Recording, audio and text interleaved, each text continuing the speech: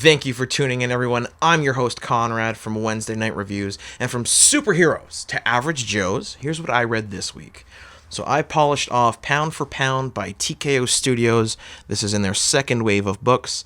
This one is written by Natalie, Chaidez, art by Andy Belanger, and colors by Daniela Miwa, who's worked on previous books for TKO Studios. Now, this book is probably one of my favorites so far from Wave 2. It definitely is a close second behind for Sentient to me, which actually, for me, puts it up there with even Wave 1's books as sort of the best of them. It is a very interesting tale about Daniela, or Dani, as her friends and family call her. She is a rough and tough woman from Mexico, and basically she makes her living fighting in the ring for crime bosses and other less than savory characters. And our whole adventure with her here kicks off when she kind of snaps in the middle of a fight, beats the ever living life out of her opponent. However, she was supposed to lose, and now her boss is out 20 grand. And we very quickly learn that while she probably has 2 feet on him, he is a rather stout but burly gentleman, she is terrified of him, and she's never seen him as angry as she manages to make him in the couple seconds it takes her to wipe the floor with her opponent. And as a result of this, he starts seeking compensation. And very quickly, she knows that she's not going to be able to get the money she needs. She runs. So she runs back to her home where her little sister is waiting for her, and she goes, "Okay, we got to do it again. We got to get moving. I'm so sorry about this." And her sister is very sad about it, but she understands, and so she starts packing. Now, while she's doing that, she's out of Dani's sight, and all of a sudden a big commotion happens outside, and her crime boss grabs the kid, takes off running, and she gets together with her boxing trainer, type of a father figure, and one of the local cops that she happens to be intimate with, and they go after her.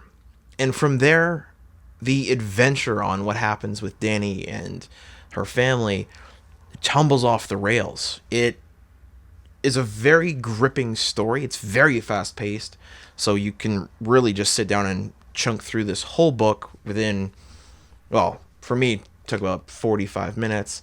I'm a bit of a slow reader, but it's not something you really want to put down. You can just kind of go right through it, read the whole thing. The writing in it is fabulous. It feels connected. It feels passionate. And there are many times, as I mentioned, Dani's from Mexico, where she'll speak in Spanish and then she'll translate that for us. So it's a cool take on it, where other comic companies would have like a little in brackets that means this. And Dani will continually do that in the story. Well, she'll just kind of tell you what she just said. So she'll call somebody something and then immediately go, "Oh, by the way, that means this." More than let us know what she's saying, it creates sort of this cool connection between her as main character and narrator and the reader, where she's bringing you into an adventure. You're not just an outside viewer listening to someone else narrate this character's life. She's now saying, "Hey, this is what happened. This is what I just did." And I think that is a great choice by Natalie Chaidez to really help bring the reader in. And it does. It helps get you familiar with Dani. And also with everything that goes on, you do feel for her, because there's no sense that she's this negative criminal person. She's just a talented person who knows how to use her body and found a way of living. The art in the book is solid. I have honestly zero complaints about it. The art in the book fluctuates well depending on what's going on. So if there's a moment of extreme tension and maybe a close-up, you get extreme detail and it looks horrifying. At other times, if there's a lot of motion, the details blur, become less clear, and it adds a nice effect to it. The overall look to the book is very polished, and I quite enjoy the art. So here's a nice shot of the book.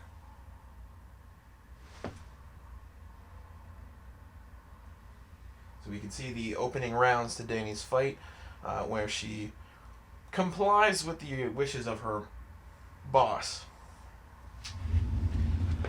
And from there, it just, like I said, kind of escalates. And we even get a glimpse of this monster character, this El Monstro, as she calls him, from her childhood. That sort of, it's this inner demon that she carries with her. And in times of great tension, she flashes back to it, and it helps kick in, well, I won't say helps, but it kicks in sort of this rage that she carries with her. And in her daily life as a fighter, that helps her a lot. And later on in the story, we get to see what caused it and how it impacts her life negatively as well. Overall, it's a fluid book. Like I said, it was easy to read. I did find it odd. There is a chapter in the book that is, in my opinion, unnecessary. Given what happens in the story, the third chapter, it kind of ends with Danny going off to fight these super American, almost like a border guard, like an illegal border guard, just some white guys who are like super America. And the way that specific chapter ends, it sort of, for those characters, boosts her Americanness. But overall, it doesn't feel necessary and necessarily mesh well with the story, because Danny's never concerned about being an American. She's never, it's not even a thing for her. It's, she wants to protect her sister, she wants to love her family, and she wants a good life. And this, the way that this chapter sort of concludes in the story it tells, it feels a wee bit out of place. I mean, overall, it's a cool little story. It introduces some crazy characters, and I enjoyed that part. But it could have been a little different, maybe. But I think that's my major criticism for the book. Beyond that, for how crazy this book gets, it's fun. I highly enjoyed it. The art direction, the coloring as well. Daniela Miwa, again, does a great job. She's worked on other TKO books. And especially with this El Monstro character, the way that they show him and the way that, as the story progresses, what we learn about this character, they do amazing things with the coloring and the lighting within the different areas we see him. They also reveal a lot, and I think it's very interesting, and it's a good metaphor for, you know, light in our life and learning about how to see everything clearly. And when I say light in our life, I'm not referring to like God. I mean knowledge, what we learn about people. So guys, this has been a review of Pound for Pound by TKO Studios for Wave 2. It's an awesome book. You can order it directly from TKO on their website. You can get it like this, how I like it, paperbacks. You can also get it in an awesome collection of 6 individual comics that come in a collector's box. One of my local comic book stores in the Toronto area that I went to, the Beguiling in near Chinatown in Kensington, they had a couple of the collections. I don't know if they had Pound for Pound, but they do have some of the boxes, which are really beautiful. So guys, absolutely check out Pound for Pound. Overall, it's a good book. Some minor criticisms, but nothing that interfered with my enjoyment at the time. Do definitely go through, check out their other books as well.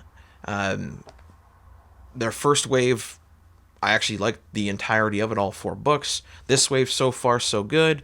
And of course, if you don't want to go to them directly, check out your local comic stores, have them order these books in, support your local shops. From there, you might even be able to get a few in your local libraries, as libraries do nowadays carry graphic novels, and these books are making quite the splash around. So thank you for tuning in, everyone.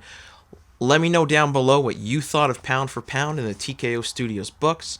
Let me know any books you want me to review. Give us a like, and hit that subscribe button for more. Have a good one. Pound